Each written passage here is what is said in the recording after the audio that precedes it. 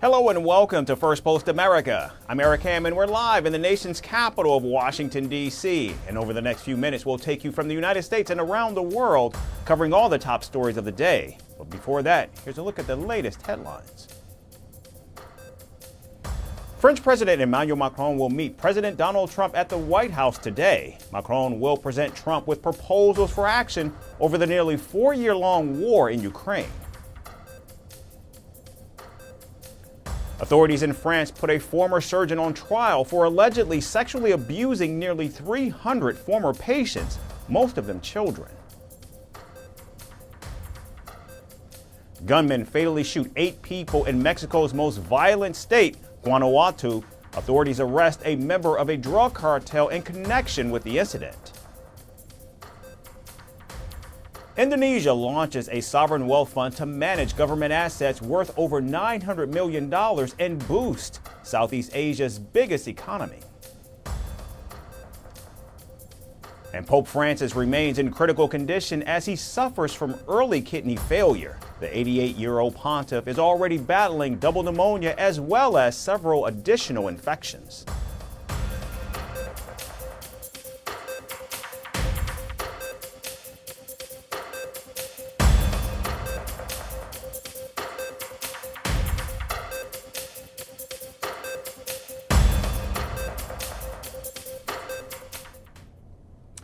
We begin right here in Washington, where Secretary of State Marco Rubio addressed the growing tensions between President Donald Trump and Ukrainian President Volodymyr Zelensky. In a recent interview, Rubio said President Trump is rightfully upset with Zelensky after tensions between the two reached a boiling point over a proposed minerals deal. The Trump administration's contentious proposal requires Kyiv to pay Washington $500 million using revenues from its natural resources. With these profits, America would essentially own 50% of Ukraine's rare earth minerals, which it sees as compensation for its wartime aid to Ukraine. Now, President Trump's team has described the deal as a security guarantee to Ukraine. However, Zelensky says the draft agreement contains no security guarantees and would only exploit his country's valuable minerals. My logic was the following: if you believe that the economic deal is a part of the security guarantees, then why can there not be your boots on the ground, where you have your business interests? Isn't it logical? To me it seems logical. It seems to me so. I said that to the United States, but we did not discuss it yet as we did not receive their response. Rejecting the deal, the Ukrainian leader said the Biden administration had provided him with grants and not a loan that he had to repay. I had an agreement with Biden and the American Congress. I am grateful to the Congress, to both parties. And the support provided grants. A grant is not a loan. And we don't have to return the loan here. Maybe someone does not like it and thinks that it's unjust. Maybe. I don't know. But here is what this deal was about. It was grant. Therefore, it's not about the figure. We simply don't see it as a loan. Meanwhile, Zelensky's public rejection has enraged members of the Trump administration. And during the interview, Secretary Rubio claims Zelensky is trying to hustle the United States in public while privately showing his willingness to discuss the matter with Kyiv's legislature. I was personally very upset because we had a conversation with President Zelensky and the Vice President, and 3 of us discussed this issue about the mineral rights. And we explained to them, look, we won't be in joint venture with you, not because we're trying to steal from your country, but because we think that's actually a security guarantee. He said, sure, we want to do this deal. The only thing is I need to run through my legislative process. I read 2 days later that Zelensky is out there saying, I rejected the deal. That's not what happened in that meeting.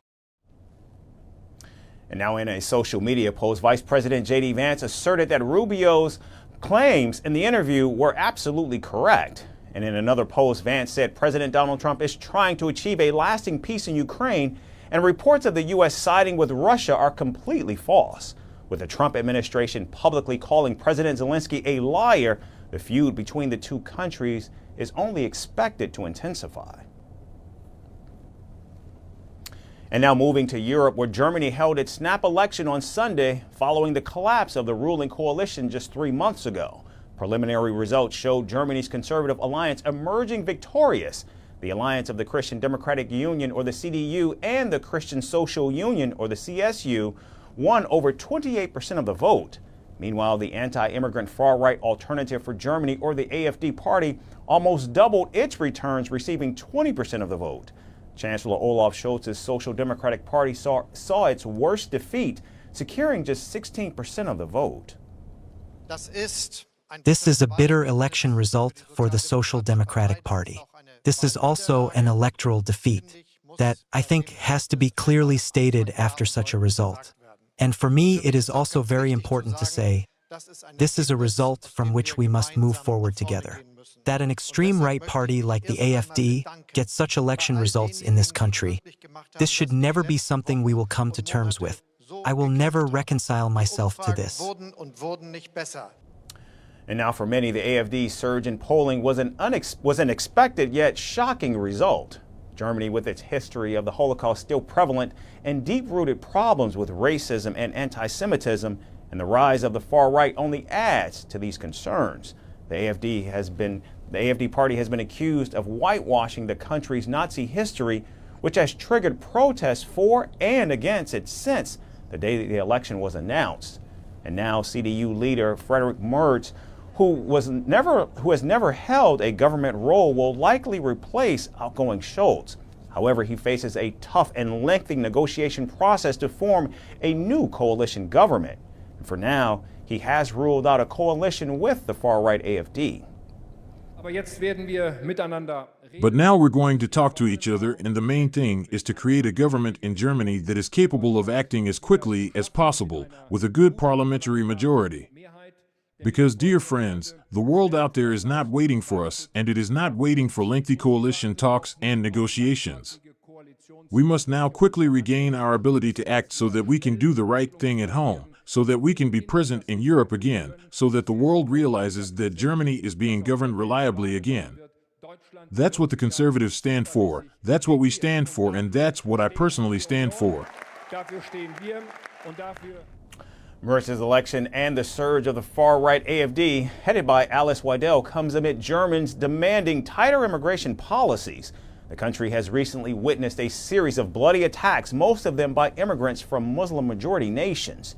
The hot-button issue has stoked tensions, sparking protests and counter-protests across Germany. In fact, several protesters gathered outside the CDU headquarters in Berlin to build pressure on Merz to reject an alliance with the far right. Meanwhile, the anti-AfD demonstrations also erupted outside the party's headquarters in Berlin. These demonstrations were met with counter-protests in downtown Berlin, where a crowd of nearly 150 people demanded an end to Germany's current immigration policy. The next few weeks are certainly going to be very tricky for Germany and incoming Chancellor Merz, who is expected to enter negotiations with Scholz's SPD, a party that the Germans clearly wanted out of the picture. And now moving to the Middle East, tens of thousands of mourners gathered in Beirut on Sunday for the funeral of Hezbollah leader Hassan Nasrallah, nearly 5 months after he was killed in an Israeli airstrike. The ceremony, held at the Camille Chamoun Sports City Stadium, saw an overwhelming turnout as citizens dressed in black and made their way to pay their final respects. Frankly, it is an unfair feeling because at first you feel that you have lost a person who is a national figure. You have lost. Lebanon has lost a person who meant everything to Lebanon. He is a caring father. He is peace. He is security for us in every sense of the word. During the funeral procession, Iran's Supreme Leader Ayatollah Khamenei vowed continued resistance against Israel. He also declared that the struggle against usurpation, oppression, and arrogance would continue until its goal was achieved. Even Hezbollah leader Naim Qassem, who addressed the mourners from an undisclosed location, warned that the group will not accept the continuation of their killing and occupation. With raised fists we say, we are keeping the promise, Nasrallah. We will not submit and we will not accept the continuation of our killing and occupation while we watch. No one can ask us to give up our powers in a way to let the enemy control us. You know, we are the sons of never to humiliation. And during the funeral ceremony, security was tight, with the Lebanese army banning drones over the city, while flights at Beirut's airport were halted for 4 hours. But as the ceremony commenced, Israeli fighter jets roared over the stadium, briefly drowning out chants from the crowd. Those who support this coward will go to the rubbish bin of history, and Syed Hassan remains, and the evidence is the people and the masses present. They are all a victory to him. Syed has not been killed. His legacy continues. The Israeli military later confirmed strikes on Hezbollah positions in southern Lebanon, claiming they targeted rocket launchers and weapon sites. Now, despite Hezbollah's significant losses in the war with Israel, its supporters remain defiant. Senior Hezbollah official told reporters about 800 personalities from 65 countries attended the funeral, in addition to thousands of individuals and activists from around the world. But with much of its leadership wiped out, its influence has weakened, and Lebanon's government is moving away from recognizing Hezbollah's armed resistance. And as Nasrallah's casket made its way to its final resting place, the sounds of jets and explosions in the south served as a stark reminder the conflict is far, far from over. Billionaire Elon Musk's push to cut government jobs is now facing resistance, but not from political opponents, but from inside the Trump administration. His demand for federal employees to justify their work sparked fierce backlash, with multiple agency heads, including newly installed FBI Director Kash Patel, instructing staff to hold off on responding. Is this a sign of tension between Musk and President Trump's team? Our next report brings you the latest updates on this potential divide. This is what victory feels like. Billionaire Elon Musk's latest move to streamline government spending has hit a roadblock. His demand for federal employees to justify their work has triggered resistance across agencies, exposing early tensions within the Trump administration. But the sharpest pushback came from newly appointed FBI Director Kash Patel. Patel instructed his staff to ignore Musk's directive until further guidance was given. This unexpected defiance has raised eyebrows. Patel, a longtime Trump loyalist, was expected to support the administration's aggressive cost-cutting. But his move suggests possible friction between him and Musk, who serves as Trump's cost-slashing chief. Could this be a brewing power struggle? Now, Patel's stance wasn't an isolated act of defiance. Other agencies, including the Pentagon, Homeland Security, Education and Commerce departments, advised employees to hold off on responding. This is scary. And people need to understand that. It's not just eliminating government workers and say, oh, let's trim the fat and get rid of people. But what really does that look like for a country, for a nation? So we need to think twice when we start just looking at targets, government employees as targets. We're people that are really saving the lives of people every day. I just don't think that right now we're getting good quality work output because of all the chaos and confusion and the stress that this is causing. Employees, management, everybody. It's just too much.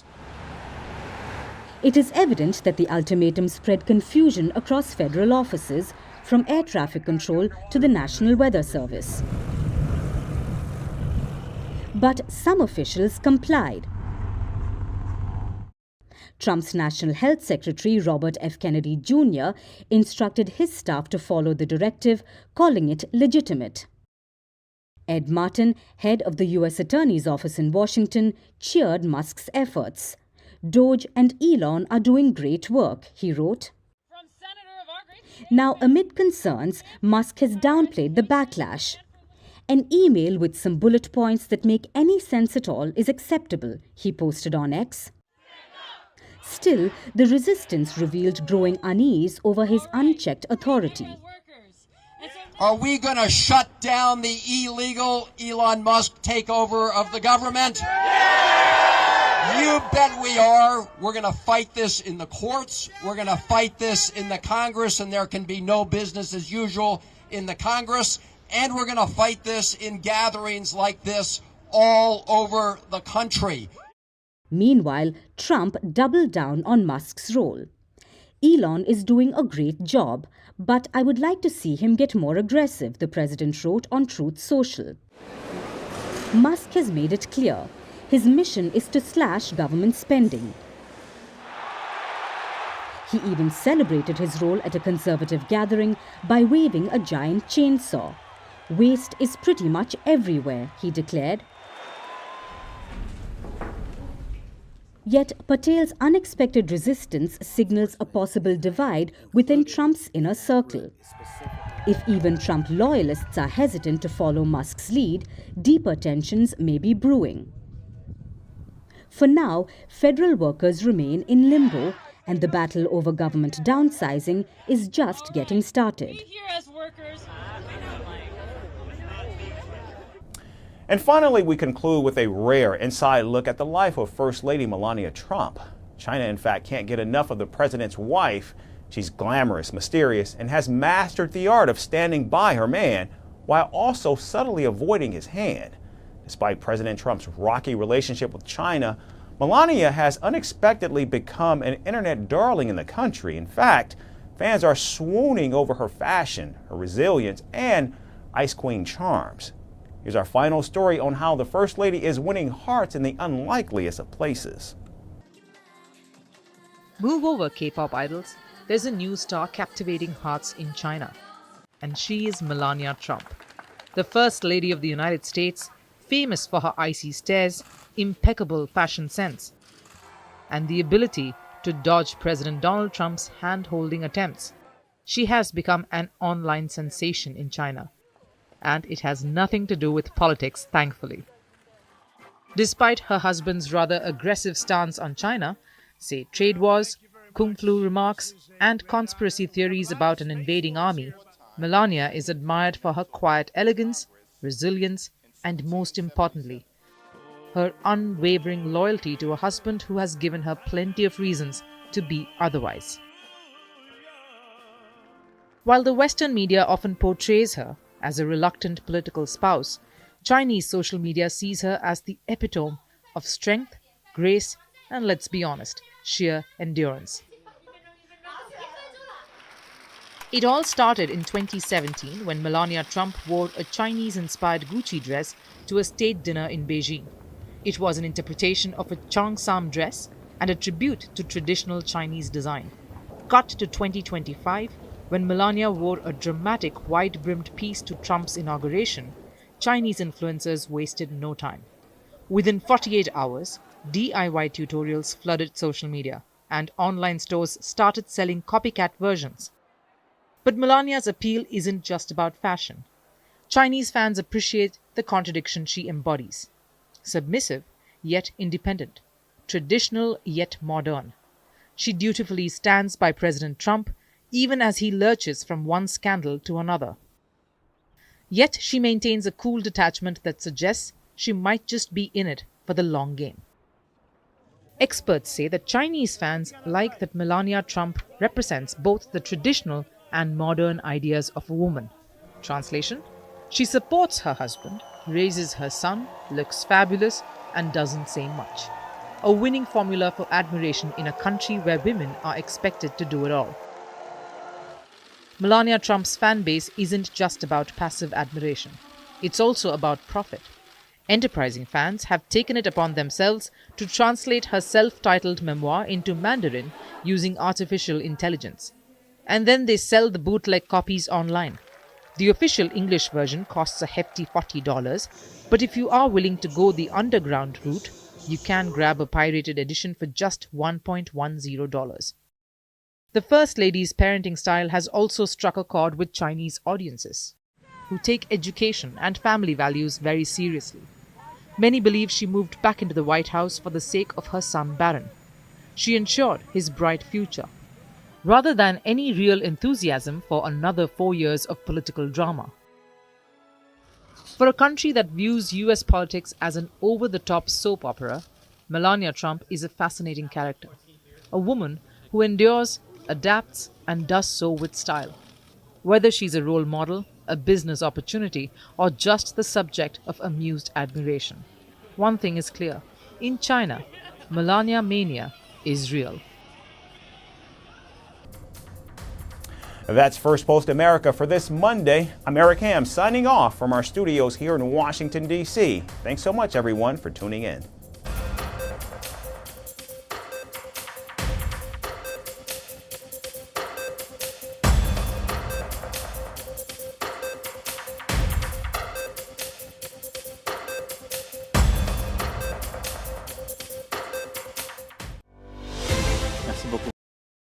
Hi, how are you? Very well, thank you. Thank you for being here. Namaste, Mr. President. Bharat ke logon ko meri namaste. How many people generally follow you in interviews? Typically in a month, we have viewers up to 150 million. That's more than twice the population of France.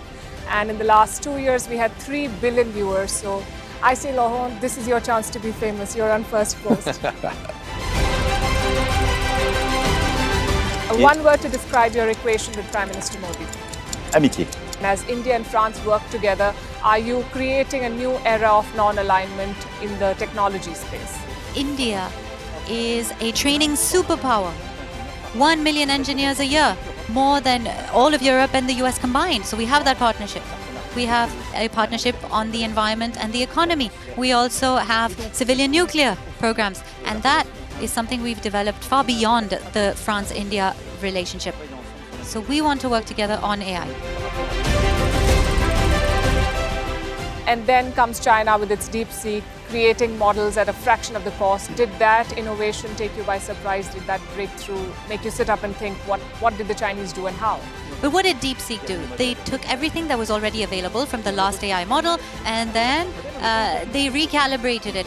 So are you going to ban Chinese AI in France? So we don't have this American approach of banning tech because of where it comes from.